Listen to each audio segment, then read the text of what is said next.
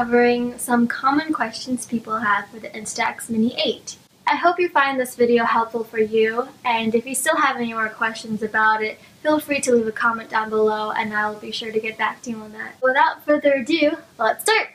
To start off, I just want to let you know that I have the pink Instax Mini 8 and I have this album that I got for my Polaroids. A common question that I had in my previous video was, where did I purchase my camera and how much was it? Since I didn't purchase the camera for myself, my parents actually did as my Christmas present, I looked back in the store, the online store of B&H, and it costs about $62 now, which I think was a really great deal. You probably can find it with your other local stores as well, that are around the same price range, but it's definitely cheaper than like Urban Outfitters. That's apparently $100 from what I've heard from my friend. So if you want to look for like a decent price for this awesome camera, you should definitely check out B&H. What battery does it use? All it needs is 2 AA batteries. What are some accessories you can buy for your camera? There are many accessories to buy for it. It's like amazing. There are like messenger bags just for the camera itself, and they come in cute like satchels and to make it look like a messenger bag kind of deal. And I've been loving a lot of them so far, especially what I've seen from eBay and some on Amazon as well. There have been cute polka dot cases and bags that look like the real deal. And there are also some special cases, clear cases, to show off the color of your camera as well. There are also some accessories for the lens itself. So like there is one that I plan on purchasing, which is called the Fujifilm Instax Mini Close-Up Lens. That lens is for those that want to take a clear picture of, that wants like a selfie, or just some object you find laying around and you want to take a picture of it up close. It's because if you don't have that, people who do have this camera probably experienced it being blurry when the picture comes out if you do take a selfie. It's not that blurry, honestly. It will definitely help if you want a much more clear picture. Another question. Are there any other cameras similar to this? Yes, there are a ton, but this Instax Mini 8 is like the most cutest thing compared to all of them, in my opinion. A similar one to the Instax Mini 8 is also the Polaroid 300. Those also come with many other colors as well, like blue, red, purple. I think it's the same like price range as this camera that I purchased from B&H, which was $62, and I think theirs is around $79. I'm not sure, but if you can't find the Instax Mini 8, the Polaroid 300 is also a great choice to have. It's really not much of a difference, except that it is a little bit bulkier and a little bit outdated. I think it came out the year before the Instax Mini 8 came out, but they work fine because they both produce some awesome films for you. And there is also the Polaroid Z2300. That one I've heard is it's like a digital camera. You can have a screen to look at the picture before you take it, so you know exactly how your picture will turn out. And then when the film does come out like a Polaroid, you can actually choose. Okay, wait. You can actually choose which picture you want to be printing out. So it's like a little portable printer photo machine for you. So you can just print out the picture and voila. But it's not really of a Polaroid frame on it. It's more like a picture you can like have from like your local Walmart or Walgreens, sorry. There's also the Instax Mini 25. That's cute too. I think it's just smaller than that. I'm not really sure, but it's cute as well, but I think they only come in white and black. But yeah, that's an option for you. There are obviously many more, but that's all I can think of right now. Oh, there's also this one device that Fujifilm came out with. It's so awesome when I first found out. It's Fujifilm's Instax Share smartphone printer. Now that's cool. It just sounds cool right away. It's basically a little printer, and you can basically use your smartphone with it. So if you have an iPhone, Android, you can basically just download the app and you can take any picture, right? And then whatever you want to be printed out, you can send that picture right to that little printer and it will print out a little Polaroid film for you.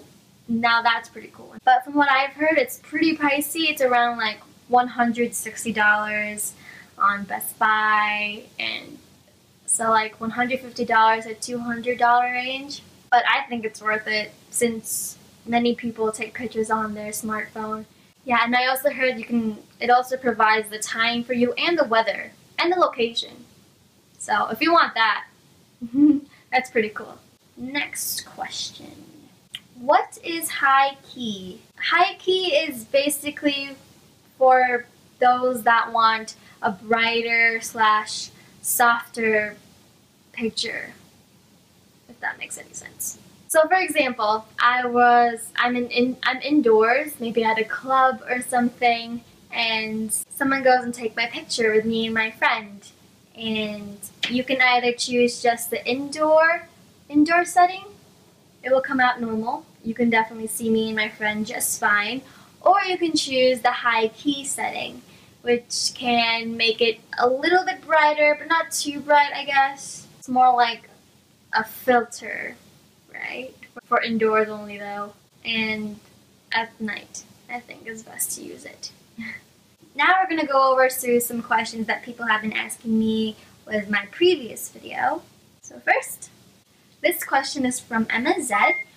Is it possible to take out one film at a time and replace it with a different color instead of just a white pack of white film at once?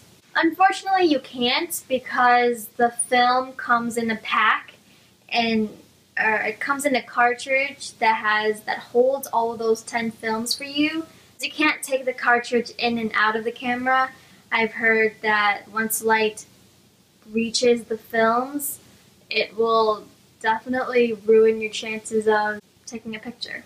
But I can definitely suggest buying a rainbow film pack, which is really cool. If I were to take a picture 4 times, one picture would come out as yellow, the other picture would come out as blue, the other picture would come out as pink, and then red. And basically all of the colors of the rainbow. So that is definitely an option. This is from Jenny Guzman. What do you mean by expiration? How does it expire? I actually don't have any experience with my films expiring because the expiration date is like a year later. And I use my films pretty often. So I haven't actually experienced it to actually tell you guys what happens if it expires. But from what I've heard and seen, when you take a picture, it will come out as blank or all black, or no picture will come out at all. I've heard though people that buy bundles of films that are like 100 packs of films, they usually are the ones that like want to preserve that and do worry more about the expiration dates more so than I do, because I only buy like a couple packs every month. So yeah. Next question comes from Zez Morvis. How many pics can we take from one film? When you buy a pack of film, maybe like a single pack or a twin pack, one film comes with one cartridge of 10 sheets of film. So once you put that cartridge in the camera, you only have 10 shots to take, until you replace it, of course. Next question comes from Lucille Rocher. Can we see the picture before it comes out? Unfortunately, no. It is definitely a guesstimate if you want to make sure your picture comes out fine. I know that the Polaroid Z2300 can allow you to preview the picture first before you print them out, or that smartphone printer or whatever. That's definitely an investment, but totally worth it if you want to make sure that each picture is definitely up to par, if you want. Next is from Abigail Robinson. How is the quality of the pictures? Are they sharpish or more to the blurry side? I would say that the pictures that I've taken have so far been good quality. They're more on the sharper side. Sometimes they come out a little blurry. I think it's because of the different setting I chose to put it in, like outdoors with my dad and brother. Here, I'll show you a preview. It came out a little bit blurry, but it's still good to me. Next question is from iDailyJL. Is there a certain distance you'll have to be at in order to take a good picture? No, not really. There really isn't any certain distance or any exact measurement of it. I would just say a couple feet away is definitely a good estimate. If you can see it in the viewfinder of your camera, it will definitely turn out as good. All of the pictures I've taken so far have been pretty good. They're up to par from what I was expecting them to be, and I'm pretty sure it will be for you as well when you get yours. So that's all for the questions I have today. If I wasn't that clear on any of the concerns that you have, or you still have more questions about it, please feel free to comment down below and I will be sure to get back to you on that. Hope you guys enjoyed this video and I hope you found this helpful for you, and I'll see you guys in the next one. Bye!